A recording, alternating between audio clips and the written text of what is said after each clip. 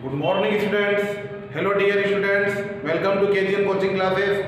KGN coaching classes हाजरों के online platform से मैं डॉक्टर सैयद रहबर अली आप सभी का तहे दिल से हार्दिक अभिनंदन करता हूं, स्वागत करता हूं। डियर स्टूडेंट्स, आज के इस लेक्चर में हम कक्षा 10वीं गणित प्रश्न बैंक के अध्याय 12 वृत्तों से संबंधित क्षेत्रफल में हम सभी महत्वपूर्ण वस्तुनिष्ठ प्रश्न हल करेंगे। डियर स्टूडेंट्स, इसके पूर्व लेक्चर में मैं अध्याय 12 वृत्तों से संबंधित क्षेत्रफल के सभी महत्वपूर्ण सूत्रों की चर्चा पूर्व लेक्चर अर्थात पूर्व वीडियो में कर चुका हूं।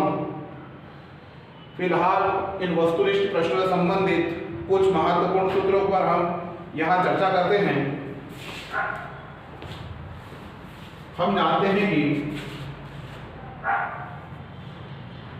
ये वृत्त है, ये वृत्त का केंद्र O है, AB और CD वृत्त के व्यास हैं। O वृत्त का केंद्र है, OA वृत्त की त्रिज्या है, OB वृत्त की त्रिज्या है। इस प्रकार OA OB वृत्त की त्रिज्या है जबकि AB वृत्त का व्यास है। हम जानते हैं व्यास त्रिज्या का दुगना होता है, अर्थात व्यास बराबर 2 गुणित त्रिज्या। व्यास त्रिज्या का दुगना होता है, इसलिए d बराबर 2r। d मतलब डायमीटर अर्थात व्यास और r मतलब होता है रेडियस अर्थात त्रिज्या। तो हम देख रहे हैं r प्लस r 2r होता है और ये भी व्यास है। इस प्रकार व्यास त्रिज्या का दुगना होता है अर्थात d बराबर 2r।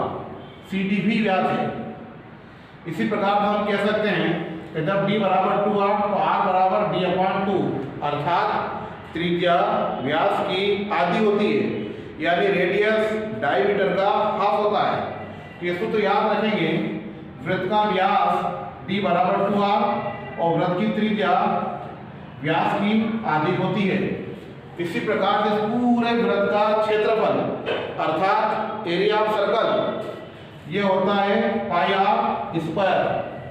अगर हम इसको व्यास के पदों में लिखें तो हम जानते हैं r बराबर d/2 होता है, तो r की जगह d/2 रख देंगे तो पाई इंटू d²/4 बराबर 1/4 पाई d स्क्वायर।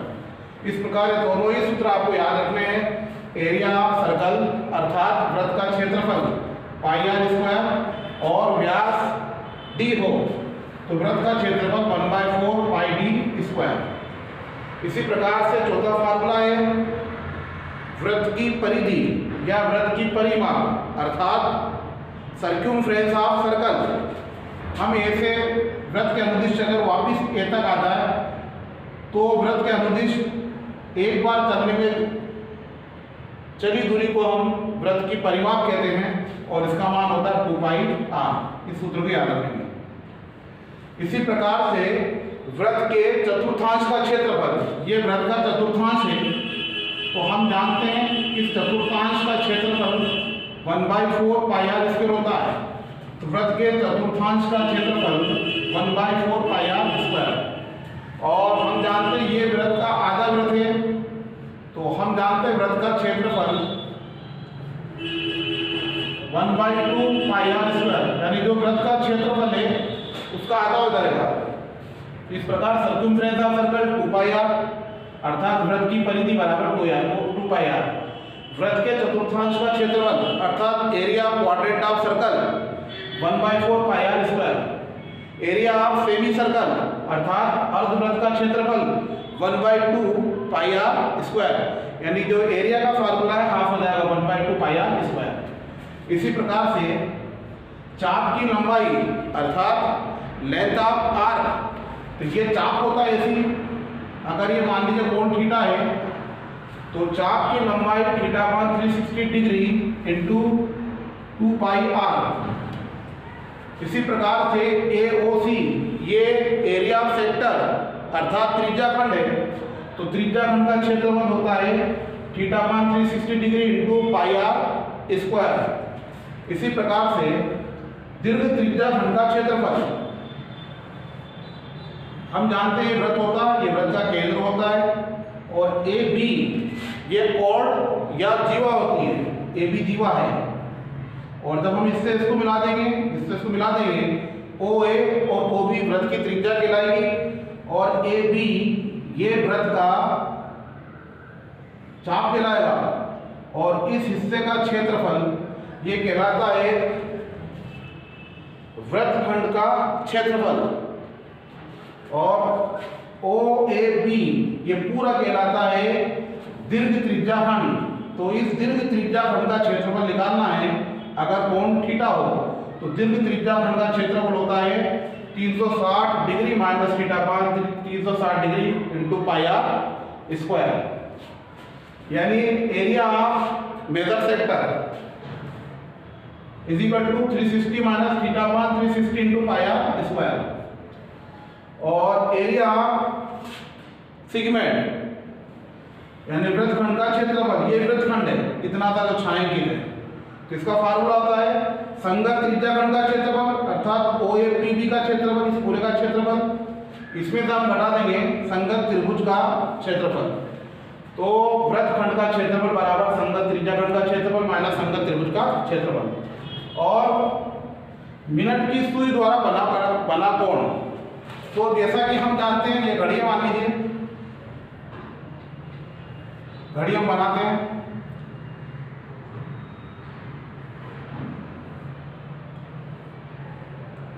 मान लीजिए घड़ी हम जानते हैं 12 होता है, यहाँ 1 यहाँ 2 3 4 5 6 7 8 9 10 11 12। तो हम जानते हैं घड़ी की मिनट की सुई द्वारा 1 मिनट में बना कोण 6 डिग्री। तो 1 मिनट बना कोण 6 डिग्री, तो 5 मिनट बना कोण 6 गुणित 5 बराबर 30 डिग्री। तो ये यहाँ से यहाँ तक आता है तो 30 डिग्री, 30 गुना 60 30 3 90। तो 12 से जब 3 बजे तक जाएंगे तो कुल कोण कितना बन जाएगा 90 डिग्री। जब ये पूरा घूम जाएगा तो हम जानते हैं कितने डिग्री हो जाएगा 360 डिग्री। तो केंद्र पर बना कोण 360 डिग्री या 360 अंश और मिनट की सुई द्वारा बना कोण ये होता है 6 डिग्री। यानी घड़ी की सुई 1 मिनट में 6 डिग्री घूमती है और 5 मिनट में 15 डिग्री घूमती है और 60 मिनट में 360 डिग्री पूरा घूम जाती है। इसी प्रकार से परिधि और व्यास इसका अनुपात पाई कहलाता है और पाई हम जानते हैं अपरिमेय संख्या होती है और इसका मान 22/7 होता है। तो आइए अब शुरू करते हैं प्रश्न को। पहला प्रश्न दे रखा है वस्तुनिष्ठ प्रश्न पहला, वृत्त के त्रिज्याखंड की चाप की लंबाई का सूत्र है। यदि हमें फार्मूले याद हैं 15 फार्मूले तो ये सारे वस्तुनिष्ठ प्रश्न आसानी से हो जाएंगे, रटने की आवश्यकता नहीं है। तो पहला प्रश्न है वृत्त के त्रिज्याखंड की चाप की लंबाई का सूत्र क्या है। तो हम जानते हैं चाप की लंबाई का सूत्र का theta upon 360 degree into 2 pi r. तो हम यहाँ लिखेंगे theta upon 360 degree into 2 pi r. सबके बाद समझ आ रही है theta upon 360 degree into 2 pi r. अगला है आर त्रिज्या वाले वृत्त के उस त्रिज्याखंड का क्षेत्रफल होगा। यानी त्रिज्या आर दे रखी कैपिटल, हमें त्रिज्याखंड का क्षेत्रफल बताना है जहां पी आंतरिक कोण है। तो हम जानते हैं क्या जानते हैं, हम ये जानते हैं त्रिज्याखंड का क्षेत्रफल। तो त्रिज्याखंड का क्षेत्रफल क्या होता है, तो त्रिज्याखंड का क्षेत्रफल होता है theta upon 360 degree into pi r. लेकिन यहां दे रखा है आर त्रिज्या वाले वृत्त के उस त्रिज्याखंड का क्षेत्रफल याद करो। तो पहली बात तो ये कि आर की जगह उसने आर दे रखा है, यानी आर बराबर कैपिटल आर दे रखा है। और दूसरा उसने दे रखा है जहां पी आंतरिक कोण है, इसका मतलब थीटा की जगह पी डिग्री दे रखा है। तो हम यहाँ रख देंगे तो थीटा की जगह तो पी डिग्री हो गया, 360 डिग्री हो गया इंटू पाई और आर की जगह कैपिटल आर का स्क्वायर। लेकिन वस्तुनिष्ठ प्रश्न का जो उत्तर दे रखा है कुछ अलग ही है। उसने दे रखा है यहाँ 2 का गुणा 2 का भाग करा है, तो क्या बन जाएगा P0 360 डिग्री गुणित 2 इंटू पाई आर स्क्वायर। तो ये बन जाएगा P अपन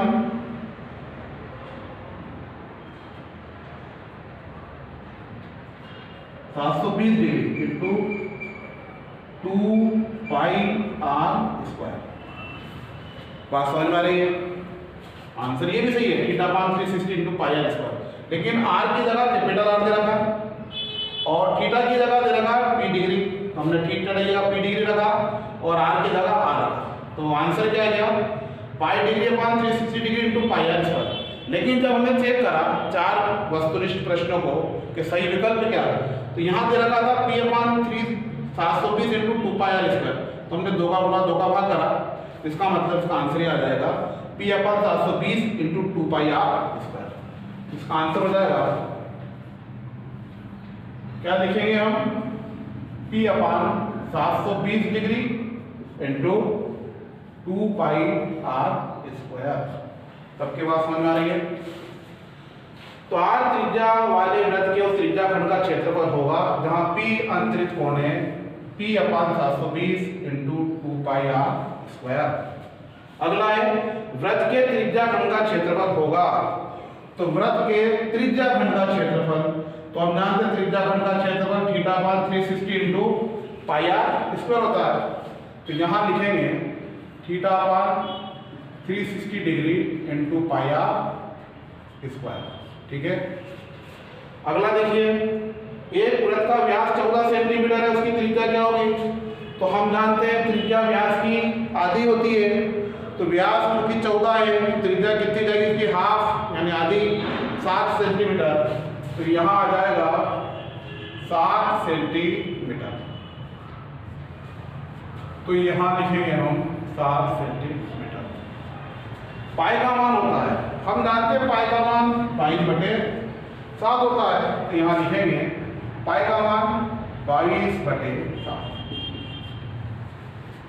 तो इस प्रकार वृत्त के त्रिज्या खंड के चाप की लंबाई का सूत्र theta upon 360 into 2 pi r त्रिज्या वाले वृत्त के त्रिज्या खंड का क्षेत्रफल होगा जहां P आंतरिक कोण है बराबर P degree upon 720 degree into 2 pi r square. वृत्त के त्रिज्या खंड का क्षेत्रफल होगा theta upon 360 into pi r square. एक वृत्त का व्यास 14 है, तो त्रिज्या उसकी आधी जाएगी 7 सेंटीमीटर और पाई का मान होता है, तो हम जानते हैं पाई का मान 22/7 होता है। अगला देखिए, प्रश्न दूसरा दे रखा खाली स्थानों की पूर्ति कीजिए। प्रश्न पहला दे रखा है त्रिज्या r वाले वृत्त की परिधि है। तो हम जानते हैं परिधि का सूत्र क्या होता है? वृत्त की परिधि circumference of circle 2 pi r. तो यहाँ लिखेंगे हम 2 पाई आर। ठीक है। त्रिज्या r वाले वृत्त का क्षेत्रफल, हम जानते हैं कि वृत्त की त्रिज्या r हो तो क्षेत्रफल होता है पाई आर स्क्वायर। तो हम यहाँ लिखेंगे पाई आर स्क्वायर। अगला दे रखा है वृत्त के केंद्र पर बने कोण का अंशी माप होता है। तो वृत्त के केंद्र पर बने कोण का अंशी माप कितना होता है? 360 डिग्री। तो यहाँ लिखेंगे हम 360 डिग्री। अगला दे रखा है वृत्त की परिधि एवं व्यास के अचर अनुपात को कहते हैं। हम जानते हैं परिधि और व्यास का अनुपात एक अचर होता है जिसे यूनानी अक्षर पाई से प्रदर्शित करते हैं। तो यहाँ बन जाएगा पाई। अगला दे रखा है एक वृत्त खंड का क्षेत्रफल बराबर संगत त्रिज्या खंड का क्षेत्रफल। तो एक वृत्त खंड, ये वृत्त खंड है, छायांकित का क्षेत्रफल क्या होगा? तो संगत त्रिज्या खंड का क्षेत्रफल माइनस संगत त्रिभुज OAB का क्षेत्रफल। देखिए यहाँ लिखा हमने वृत्त खंड का क्षेत्रफल, एरिया ऑफ सेगमेंट, वृत्त खंड का क्षेत्रफल, संगत त्रिज्या खंड का क्षेत्रफल माइनस संगत त्रिभुज का क्षेत्रफल। तो यहाँ लिखेंगे हम संगत त्रिभुज का क्षेत्रफल, त्रिभुज का क्षेत्रफल। उत्तर भी है, पहले का 2 पाई आर, दूसरे का पाई आर स्क्वायर, तीसरा 360 डिग्री, चौथे का मान है पाई और पांचवा संगत त्रिभुज का क्षेत्रफल। आइए अगला देखिए, सही जोड़ी बनाइए। ये तीसरा प्रश्न है, प्रश्न क्रमांक 3। तो इसमें दे रखा है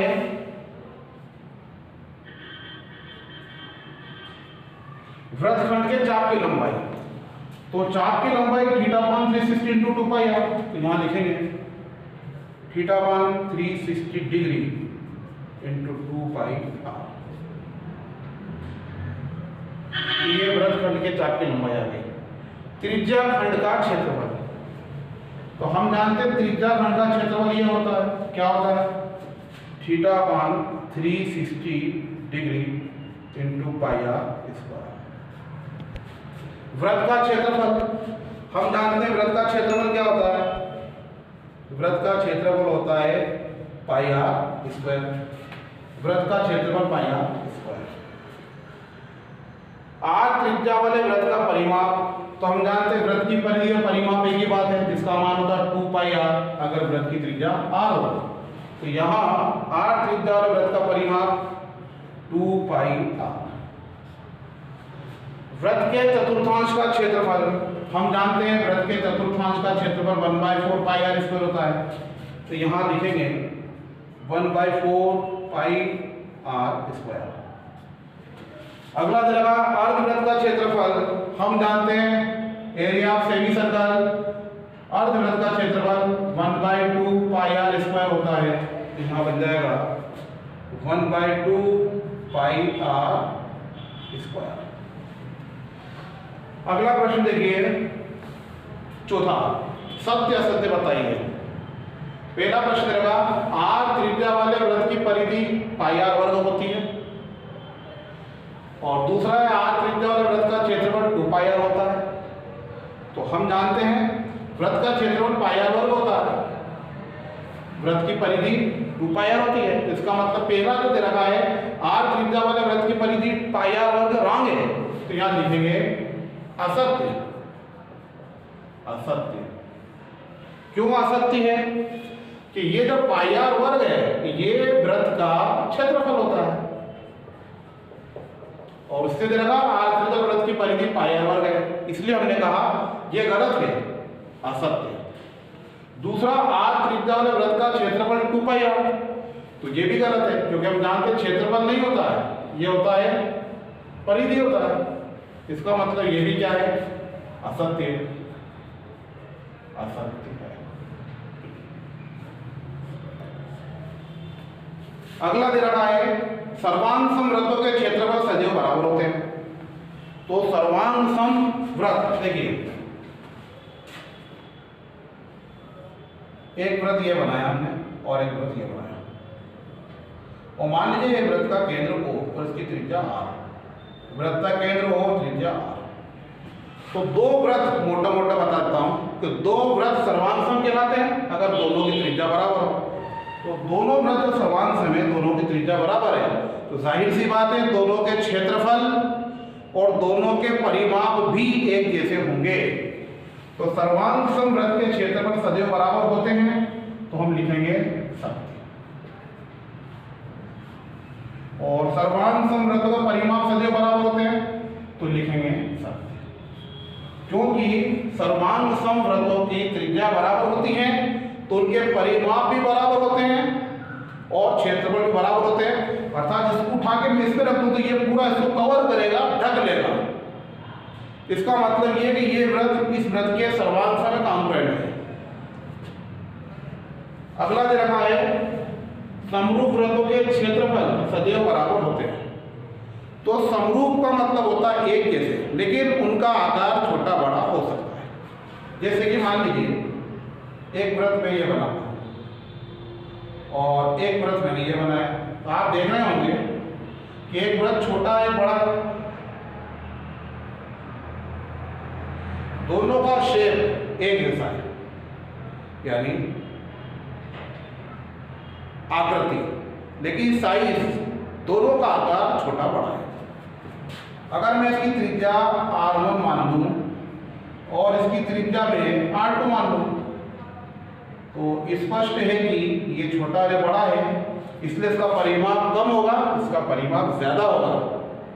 और इसी प्रकार से इसका क्षेत्रफल कम, इसका क्षेत्रफल ज्यादा होगा। तो हम ये कैसे कह सकते हैं कि दोनों की परिमाप और दोनों के क्षेत्रफल बराबर है? इसका मतलब ये हुआ कि समरूप त्रिभुजों में दोनों के परिमाप और दोनों का क्षेत्रफल एक जैसे नहीं होते। तो यहाँ दे रखा है समरूप वृत्तों के क्षेत्रफल सदैव बराबर होते हैं, हम लिखेंगे आसक्त। और समरूप वृत्तों का परिमाप सदैव बराबर होते हैं आसक्त।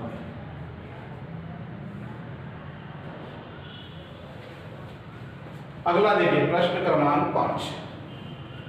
एक वाक्य और शब्द में उत्तर लिखिए। वृत्तखंड के चाप की लंबाई का सूत्र लिखिए। तो बार बार एक ही बात पूछ रहा हूं, वृत्तखंड के चाप की लंबाई, तो चाप की लंबाई का सूत्र theta upon 360 degree 360 degree into 2 pi r. अगला दे रखा है, थोड़ा ऊपर लिखिए, theta upon 360 degree into 2 pi r. ये हो गया वृत्तखंड के चाप की लंबाई का सूत्र। अगला दे रखा त्रिज्या खंड के क्षेत्रफल का सूत्र लिखिए। तो त्रिज्या खंड के क्षेत्रफल का सूत्र क्या होता है? Theta upon 360 degree into pi r square. तो theta upon 360 degree into pi r square. अगला वृत्त का परिमाप लिखिए। तो वृत्त की परिधि और वृत्त का परिमाप एक ही बात है, सर्कमफ्रेंस ऑफ सर्कल क्या होता है? 2 पाई आर। तो यहां लिखेंगे हम 2 पाई आर, 2 पाई आर। अगला दे रखा है केंद्र पर कोण थीटा कोण बनाने वाले दीर्घ त्रिज्या खंड का क्षेत्रफल ज्ञात करने का सूत्र लिखिए। तो देखिए अगर ये केंद्र पर थीटा कोण बने और दीर्घ त्रिज्या खंड का क्षेत्रफल ज्ञात करना हो तो ये OAB यानी दीर्घ त्रिज्या खंड का क्षेत्रफल पूरे वृत्त के क्षेत्रफल में से हम OABO का क्षेत्रफल घटा देंगे। यानी दीर्घ त्रिज्या खंड का क्षेत्रफल निकालने के लिए वृत्त के क्षेत्रफल में से लघु त्रिज्या खंड का क्षेत्रफल घटाते हैं, अर्थात यह मान आता है 360 degree minus theta upon 360 degree into pi r square. और अगला दे रखा यदि वृत्तखंड का व्यास d हो, यदि वृत्तखंड का व्यास d हो तो उसका क्षेत्रफल होगा। तो हम जानते हैं व्यास d हो तो वृत्त का क्षेत्रफल क्या हो जाएगा? 1/4 पाई d स्क्वायर। तो 1/4 पाई d स्क्वायर। आई होप आपके प्रश्न समझ में आ चुके होंगे।